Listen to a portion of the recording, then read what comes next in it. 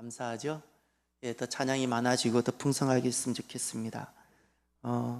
때로는 우리가 익숙하지 않은 찬양이 있기도 하죠. 그 익숙함은 내가 불러보지 않았던 것 뿐이에요. 여러분 그걸 너무 힘들게 여기지 마세요. 예, 만날 우리가 언제 불렀던 것만 부르고 살 거예요? 저는 새로운 것도 좋아요. 예, 그렇지 않나요? 예, 새로운 것도 공급받고 그랬으면 좋겠습니다. 그래서 여러분 금년도 주제가 뭐예요? 청년처럼 뜨겁게죠? 예, 내가 젊었다 그리고 내가 나이가 들었다는 차이가 어떤 것이 있을까요? 많이 있는데요. 내 것에 내가 알고 있는 내 범위 안에만 자꾸 안주하려는 것이 이미 그렇게 되면 나는 늙은 거예요. 저는 제가 잊지 못해요. 제가 20대 초반에 저는 김중건 목사님을 만났어요. 그분은 그때 60대 중반이었어요. 그러나 그분은 제가 아는 어떤 노래보다 더 많이 알고 있었고요. 제 가슴보다 더 가슴이 컸고요. 20대 초반의 젊은이 남자가 꿈을 꾸는 것보다 더 큰 꿈을 꾸고 계셨어요. 그래서 저는 20대 초반에 제가 만났던 그분은 청년이셨어요. 청년이셨어요. 내가 아는 것에 자꾸 머물지 마십시오. 늙은입니다. 청년처럼 되어야 되지 않겠어요?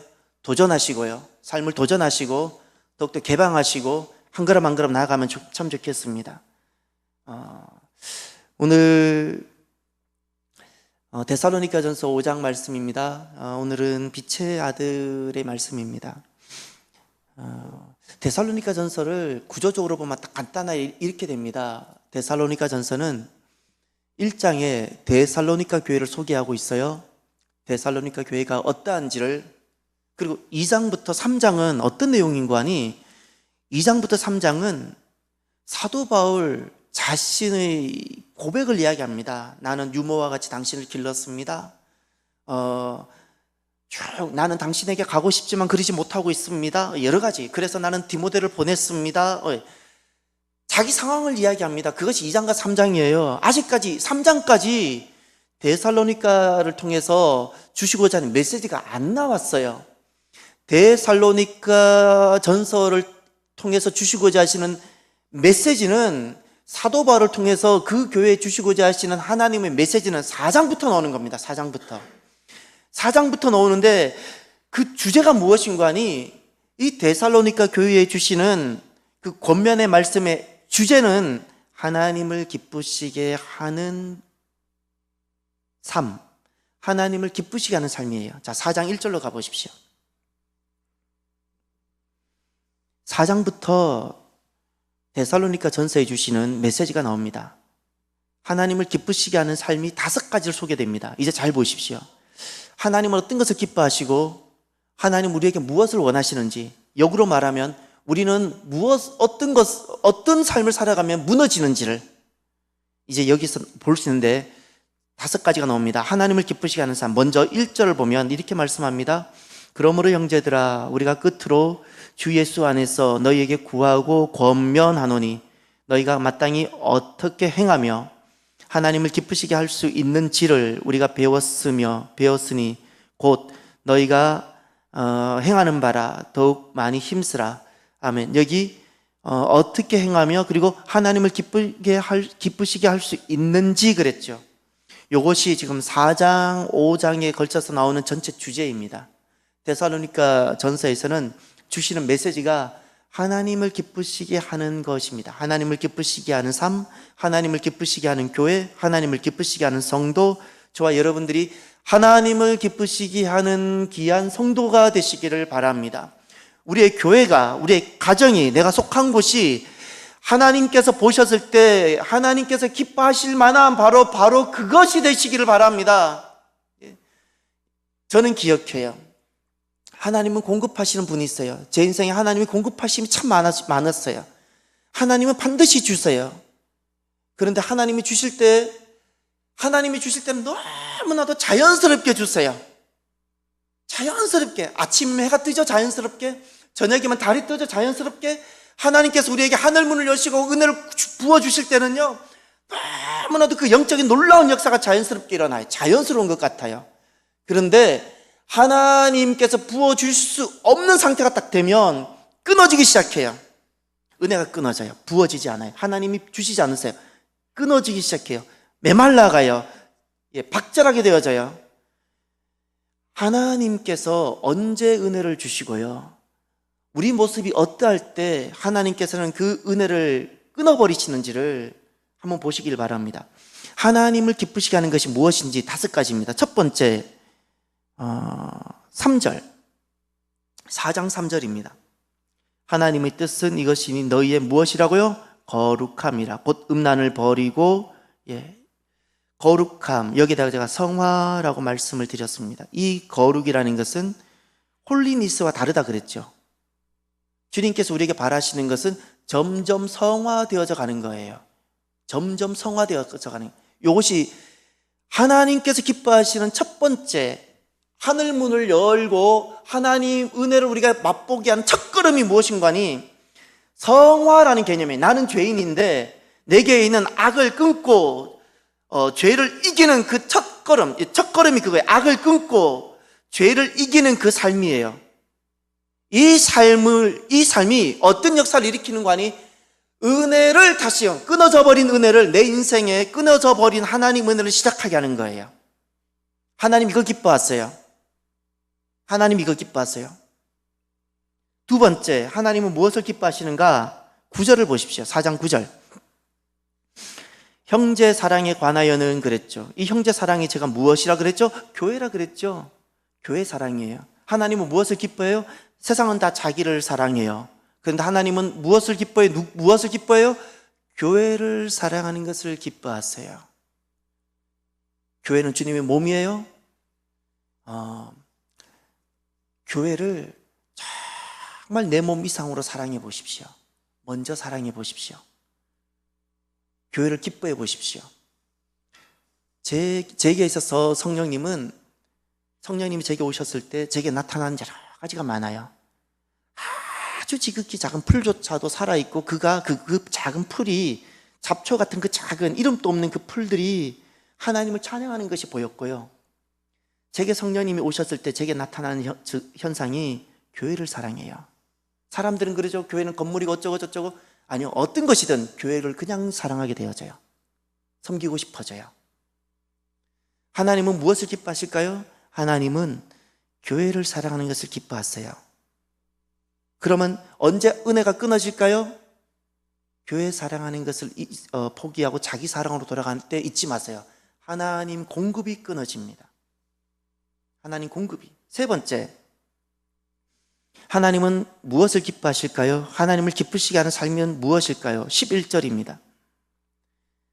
자기 일입니다. 자기 일. 두 번째는 교회죠. 교회. 세 번째는 자기에 대한 거예요. 교회는 사랑하라 그랬고, 세 번째는 자기에 대한 이야기예요. 나에 대해서는 어떤 모습을 하나님 기뻐하시는가? 11절을 보십시오. 또 너희에게 명한 것 같이 조용히, 거기 콤마 왔어요. 조용히 하고 콤마를 찍어야 돼요. 실은 헬라어 원어에 보면 조용히가 좀 더 설명이 있어요. 조용히 콤마 찍고, 자기 일을 하고 콤마를 찍고, 그 다음 너희 손으로 일하기를 힘쓰라. 3가지를 명하셨어요. 여기 조용히라는 것은 조용히 자기를 하고가 아니에요.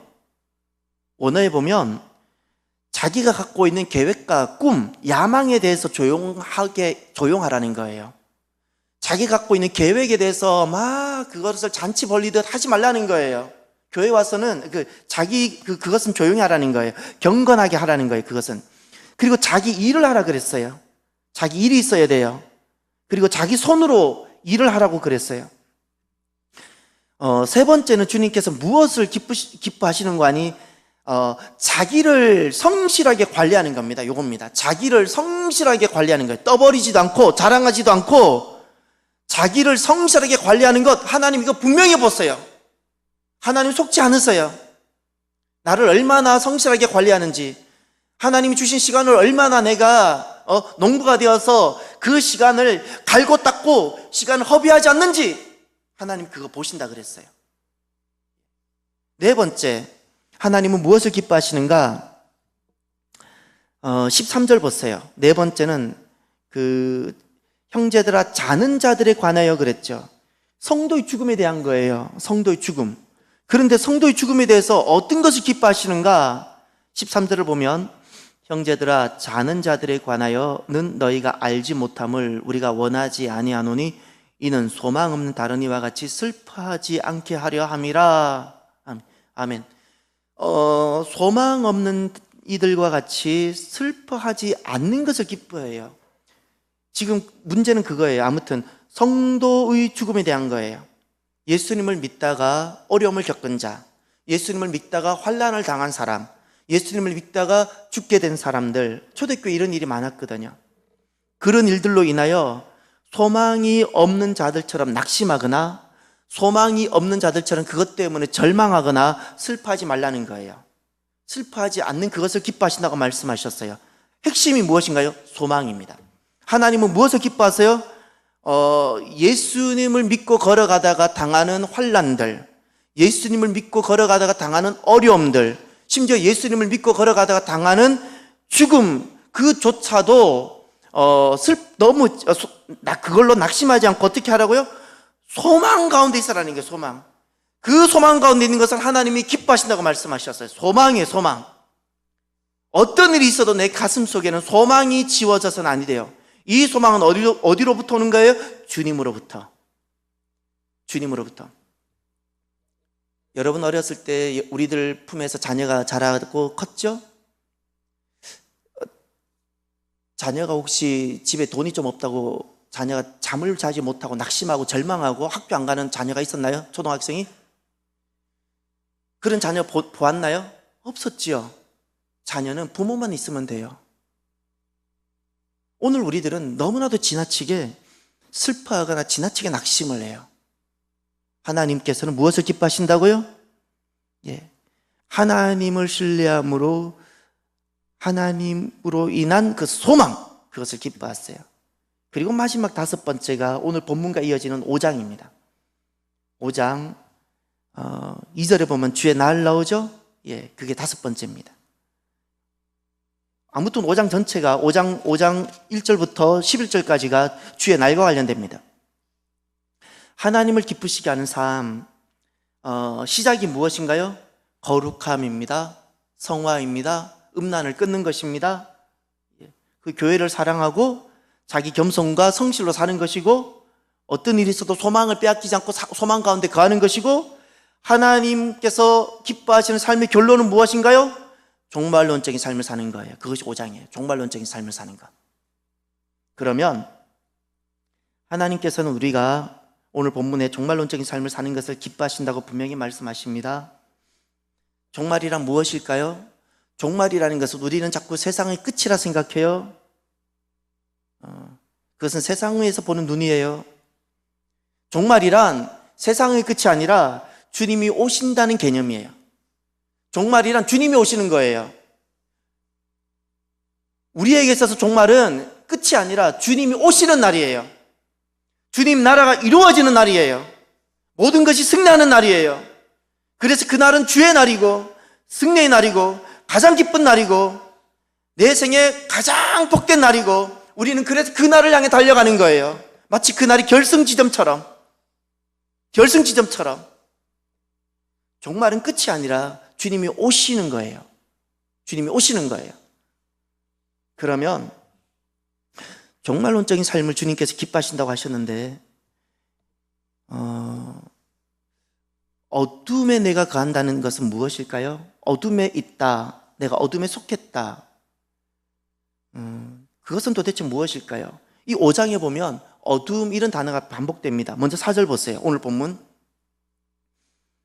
형제들아 너희는 어둠에 있지 아니하며 그날이 도둑같이 너희에게 임하지 못하리니. 아멘. 어둠에 있지 아니하다 그랬죠. 그래서 어둠에 있지 않기 때문에 그날이 도둑같이 너희에게 임하지 못한다 그랬지요. 어둠에 있다, 어둠에 있지 않다, 이런 말씀이 나오고 있는데, 어둠에 있다는 것은 무엇을 말하죠? 어둠에 있다는 것은 내가 해가 지고 밤길을 거닐고 있다는 거예요? 형광등이 켜져 있지 않다는 거예요? 집안에 촛불이 없다는 걸까요? 어둠에 있다는 뜻은 무엇일까요? 주님께서 말씀하시는 어둠에 있다는 것은 이 뜻입니다. 4절에 그날이 도둑같이 너에게 임하지 못한다 그랬죠. 무엇이 언제 도둑같이 주의 날이 임하지 못하죠? 어둠에 있지 아니할 때. 그럼 어둠은 무엇일까요? 주의 날이, 다시 말해서 주의 날이 도둑같이 임하게 되는 사람들은 다 어둠에 있는 거예요. 주님은 분명히 오시는데 그날은 모든 것이 이루어지는 날인데, 주님 나라가 이루어지는 날인데, 그 날이 본인에게 도둑처럼 오게 되는 그 사람은, 그가 어떤 사람이든, 그가 어떤 훌륭하게 인생을 살았든지 간에 그는 어둠에 있는 사람입니다. 어둠에 있는 사람. 이제 여기 보세요. 5장 2절. 주의 날이 밤에 도둑같이 이른다 그랬죠. 3절 보세요. 그들이 평안하다 안전하다 할 그때에 임신한 여자에게 해산의 고통이 이름같이 멸망이 갑자기 그들에게 이르리니 결코 피하지 못하리라. 예. 멸망이 갑자기 이르는 사람, 주의 날이 그에게 멸망이 되고 그것이 갑자기 오는 모든 사람은 어둠에 있는 사람입니다. 눈이 어두운 것이 아니고요, 밤에 걷고 있다고 어두운 것이 아니라 주님 오시는 것이 준비가 되지 않고 깨어있지 못하는 것이 어둠에 있는 겁니다. 5절에 보면 오늘 본문에 두 개념이 등장합니다. 너희는 다 빛의 아들이요 낮의 아들이라. 우리가 밤이나 어둠에 속하지 아니하나니. 이제 성경을 보십시오. 거기 빛 나오죠? 낮이 나오죠. 빛과 낮이 나오죠. 그거와 또 대립되는 반대되는 개념이 등장합니다. 5절에 무엇이죠? 밤이 나오고 어둠이 나오죠. 빛이 반대되는 개념으로 어둠이 나오고, 낮이 반대되는 개념으로 밤이 나옵니다. 빛이 나오고 낮이 나오고, 어둠이 나오고, 빛이 나오고 낮이 나오고 어둠이 나오고 밤이 나왔습니다. 여러분, 내가 오늘날 빛 가운데 거하고 있는지 어둠 가운데 거하고 있는지 어떻게 알 수 있을까요? 내가 교회라고 이름하고 있는 어느 곳에 몸을 담고 있다고 내가 빛 가운데 거하고 있을 거라고 단정 짓지 마십시오. 속지 마십시오. 하나님은 그런 것으로 속지 않습니다. 자기도 속이지 마십시오. 내가 빛 가운데 거하는지 어두움 가운데 거하는지를 이제 6절을 보십시오. 다 같이 읽겠습니다. 그러므로 우리는 다른 이들과 같이 자지 말고 오직 깨어 정신을 차릴지라. 아멘. 교회에는 분명히 주님께서 가라지가 있다고 말씀하셨어요. 교회는 항상 열려 있는 것이니까 이단도 들어올 수 있어요. 그러니 내가 교회라는 울타리 안에 있다고 안심하지 마시고요, 오늘 주님께서 분명히 말씀하셨어요. 낮에 있는 사람, 빛의 아들, 낮의 아들, 낮에 거하는 사람, 낮에 속한 사람은 어떠한지를 분명히 말씀하셨어요. 교회라는 종교적 제도 안에 있는 사람이 낮에 있는 것이 아니라 누가 낮에 있는가? 이렇게 말씀하셨어요. 오직 깨어 그랬죠. 이 깨어라는 것은 헬라어 원어에 분명히 말씀하셨어요.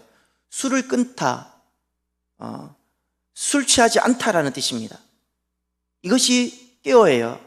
그리고 정신을 차리다 그랬어요. 이것이 낮에 있는 겁니다.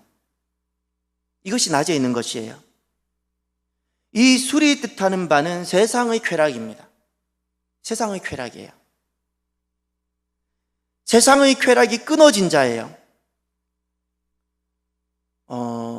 성화라 그랬죠. 성화라는 것은 완벽한 거룩이 아니에요. 방향이 턴이 되어져서 점점 내게로부터 악이 축소가 되어지고 의가 확장되어지는 그 과정이에요. 중요한 것은 내게 끊어지는 역사들이 일어나야 돼요. 완전하지는 않을지라도 내게 끊어지는 역사가 있어야 돼요. 그 사람이 낮에 속한 사람이에요. 낮에 속한 사람. 7절을 또 보십시오. 자는 자는 밤에 자고 취하는 자들은 밤에 취하되, 잠잔다 그랬죠? 취한다는 건 술 취한다 그랬어요. 잠을 자다, 취하다. 언제 잔다고 그랬어요? 언제 취한다고요? 밤이라 그랬어요. 밤이라고. 밤에 속한다는 개념은 술을 취했다는 뜻이에요. 세상에 취해 살아가는 사람들, 세상 속에서 너무나도 열심히 살아서 주님 오시는 것은 조금 또 생각하지 못하고 그저 세상 속에 열심히 살아가는 사람은 다 잠자고 있는 사람입니다. 주님이 보실 때 그는 밤입니다. 밤입니다. 밤입니다. 여러분은 낮입니까? 여러분 밤입니까? 낮이기를 바랍니다. 낮이기를 바랍니다. 깨어있기를 바랍니다. 그러면 낮에 속한 자의 모습, 세상에 취하지 아니하고 낮에 속한 사람의 모습은 어떠한가? 8절을 다 같이 보겠습니다. 다 같이 8절을 읽겠습니다. 우리는 낮에 속하였으니 정신을 차리고 믿음과 사랑의 호심경을 붙이고 구원의 소망의 투구를 쓰자. 아멘. 종말을 사는 자의 모습이 여기 나옵니다.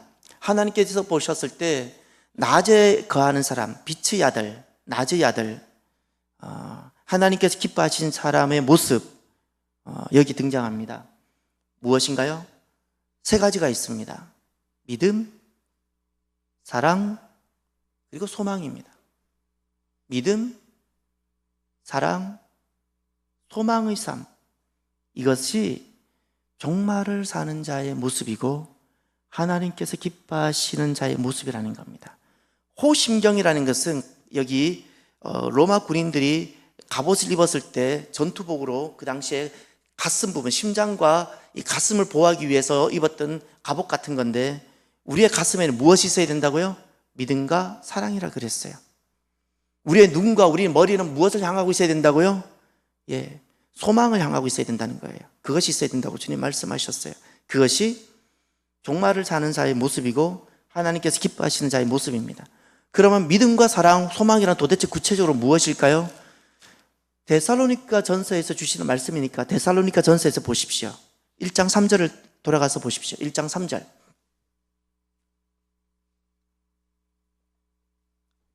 1장 3절로 돌아가셔서 데살로니가 전서에서 말씀하시는 믿음은 도대체 무엇이고 사랑은 도대체 무엇이고 소망은 도대체 무엇일까요? 이미 주님께서 말씀하셨습니다.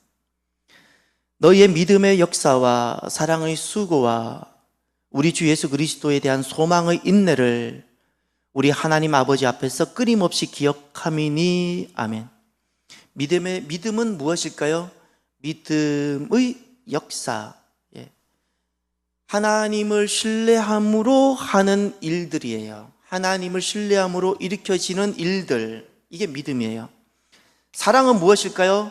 내가 하나님을 사랑하기에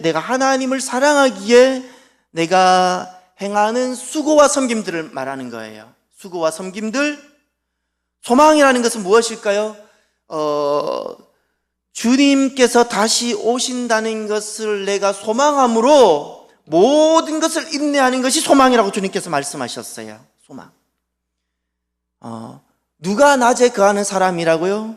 믿음으로 역사를 하는 사람, 사랑으로 수고를 하는 자, 소망으로 인내하는 자, 그 사람이 낮에 속한 사람, 종말론적인 삶을 사는 사람, 하나님께서 지금 기뻐하시는 자라고 주님께서 말씀하셨습니다. 저와 여러분들이 오늘 이 믿음이 회복되어지기를 바랍니다. 오늘 저와 여러분들이 에베소 교회는 그 첫사랑, 사랑을 잃어버렸는데 사랑이 회복되어지기를 바랍니다. 오늘 저와 여러분들은 어떤 일이 있어도 흔들리지 않는 소망 가운데 굳게 서게 되어지기를 바랍니다. 하나님을 향한 믿음, 하나님을 향한 소망, 주님께서 다시 오시기에 갖게 되어지는 그 소망, 이 믿음과 사랑으로 믿음의 역사를 일으키고 내가 사랑으로 섬기고 그리고 주님께서 다시 오시는 그 소망 때문에 내게 주어진 삶의 자리 모든 것을 이기고 견디는 저와 여러분이 되시기를 바랍니다. 그러면 오늘 본문 9절로 돌아가셔서 하나님께서 우리를 위해서 그러면 예배해 두시고 정해 두신 것은 도대체 무엇일까요? 9절을 다 같이 보겠습니다. 하나님이 우리를 세우심은 노하심에 이르게 하심이 아니요 오직 우리 주 예수 그리스도로 말미암아 구원을 받게 하심이라. 아멘. 여기 하나님이 우리를 세우셨다 그랬죠. 이 세우신다라는 표현은 하나님께서 우리를 정해 두셨다, 하나님께서 우리를 택하셨다, 하나님이 우리를 위해 예배해 두셨다, 이런 뜻입니다. 하나님께서 우리를 예배해 두셨어요? 하나님께서 우리를 택정해 두셨어요? 왜 택정해 두셨어요? 진노가 아니라 그랬어요. 진노가 아니에요. 잊지 마세요. 저와 여러분들이 믿음으로 걸어가다가 보면 이런 일도 만나고 저런 일도 겪죠? 우리가 걸어가는 일들이 도리어 낮아지는 경우도 있죠? 세상의 방법을 쓰면 내가 더 높아질 수 있음에도 불구하고 내가 믿음을 택했을 때 더 낮아지기도 하죠? 하나님께서 우리에게 주시는 것은 진노가 아니라 그랬어요. 무엇이라고요? 예수님으로 말미암은 무엇이라고? 구원이라고 말씀하셨어요. 이스라엘 백성들을 광야로 보낸 것은 진노가 아니라 그랬었어요. 그것이 그들에게 베푸시는 하나님의 사랑이고 구원이에요. 오늘 하나님께서 우리에게 베푸시는 모든 인생의 걸음, 진노가 아니에요. 무엇이라고요? 하나님께서 우리에게 나를 사랑하셔서 베푸시는 무엇일까요? 구원입니다. 구원이에요. 구원이에요. 주님께서 말씀하시는 구원은 도대체 무엇일까요? 내가 입술로 나 예수님 믿어요, 이런 이야기일까요? 10절을 보십시오. 주님께서 우리에게 말씀하신 구원이란 무엇일까요? 이것을 위해서 오늘 우리들의 삶을 주님께서는 미리 예비해도 주시고 정해도 두시고 그렇게 세워주시는 거예요. 10절을 보시면 예수께서 우리를 위하여 죽으사 우리로 하여금 깨어있든지 자든지 자기와 함께 어떻게 살게 하려 하셨느니라. 아멘. 주님과 함께 살게 하는 것, 주님과 함께 사는 것, 이것이 구원입니다. 종교적으로 내가 예수님을 믿어요 이런 개념이 아니고요, 주님께서 바라시는, 주님께서 원하셨던, 주님께서 생각하시는 구원이라는 것은 사망에서 건짐을 받아서 결국 누구와 함께? 주님과 함께 사는 거예요. 주님과 함께 사는 것. 그래서 주님은 오시는 거예요. 우리가 주님과 함께 살게 하기 위해서, 주님과 함께 사는 자가 되게 하기 위해서. 그래서 주님은 오시는 거예요. 그래서 그 오시는 날이 기쁨의 날일까요? 아닐까요? 가장 기쁨의 날이에요. 가장 기쁨의 날, 가장 감격스러운 날, 주님의 나라가 이루어지는 날, 구원이 이루어지는 날이에요. 끝으로, 그러면 오늘 우리가 삶의 자리는 참 다양하잖아요. 우리가 지금 앉아있는 사람만큼 우리는 삶의 자리가 다 달라요. 환난도 있고 고통도 있고 평강도 있고 다양하지요. 어떻게 사는 것이 종말론적인 삶을 사는 사람의 삶이고 재림, 오시는 주님을 기다리는 그런 구원 안에 있는 자의 삶일까요? 11절을 보십시오. 그러므로 피차 권면하고 서로 덕을 세우기를 너희가 하는 것 같이 하라. 아멘. 주님께서는 분명히 반드시 오세요. 주님께서 오시는 것을 기다리고 준비하고 종말론적인 삶을 사는 것을 주님께서 기뻐하세요. 주님께서 기뻐하세요. 그런 종말론적인 삶을 믿음과 사랑과 소망의 삶으로 나타내는 것을 기뻐하세요. 주님께서 기뻐하세요. 그러면 우리의 삶의 자리가 참 다양한데 내가 지금 그 종말 안에 내가 머물고 있고 내가 구원 안에 있는 그 사람은 내 주변과 나를 둘러싼 삶의 자리가 참 다양한데 어떤 삶일까요? 그것은 피차 권면한다 그랬죠. 얼마든지 우리는 구원을 이루는 삶에서 떠나서 세상으로 돌아갈 수 있는 상황이 너무나도 많이 벌어져요. 그런데 종말론적인 삶을 살아가는 사람, 그리고 내가 구원 안에 있는 사람은 그때마다 어떻게 한다고요? 피차 권면한다 그랬어요.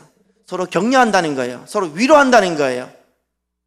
이 믿음 안에 그리고 소망 가운데 거할 수 있도록 격려하고 위로한다는 거예요. 응원해 준다는 거예요.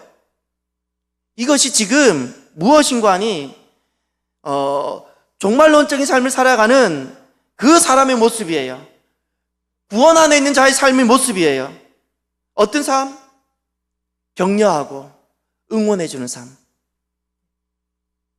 격려하고 응원해 주는 삶. 옆에 있는 분들 서로 보세요. 옆에 있는 분들 보시면서 이렇게 해주세요. 너무 수고가 많으세요. 너무 수고가 많아요. 격려해 주세요. 예. 교회를 섬긴다고 너무 수고가 많아요.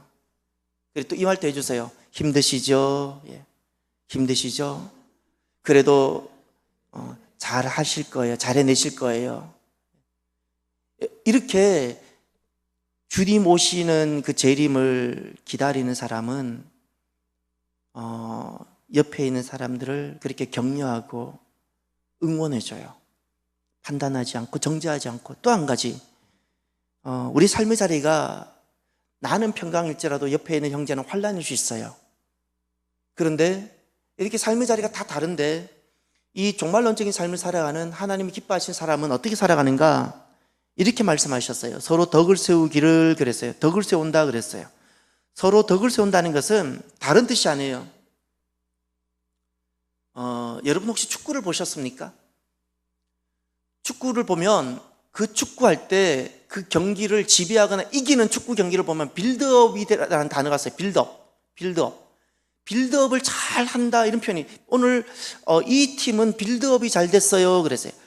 골키퍼에서 출발한 공이 중간 허리진을 거쳐서 공격진에게 공이 잘 배달된다는 거예요. 이 지금 서로 덕을 세운다는 것은 바로 이와 같은 거예요. 그가 그 구원의 역사, 믿음의 역사를, 사랑의 수고를, 소망의 인내를 끝까지 그가 잘 감당할 수 있도록 어떻게 빌드업을 시켜주는 거예요. 빌드업을. 꾸지람이 아니라 빌드업을 시켜주는 거예요. 이 사람이 누구라고요?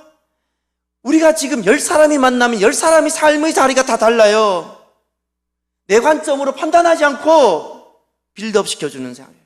이 사람이 종말론적인 삶을 살아가는 사람이에요. 주님 오심을 기다리는 사람의 모습이에요. 빌드업을 해주는 거예요. 응원해주는 거예요. 격려해주는 거예요. 할렐루야. 예. 여러분, 주님 오시죠?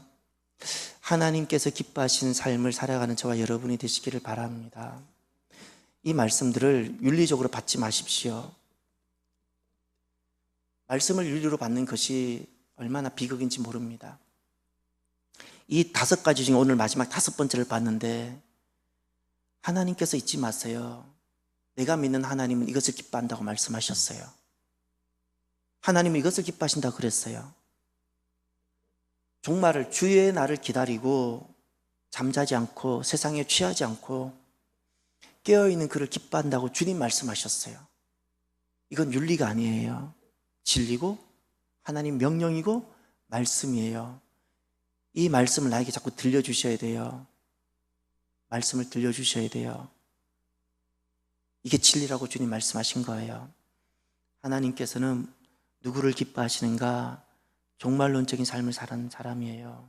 오늘 저와 여러분들 하나님께서 기뻐하시는 사람이 되고 가정이 되고 교회가 되시기를 주의 이름으로 축원합니다. 기도합시다. 눈을 감으시기를 바랍니다.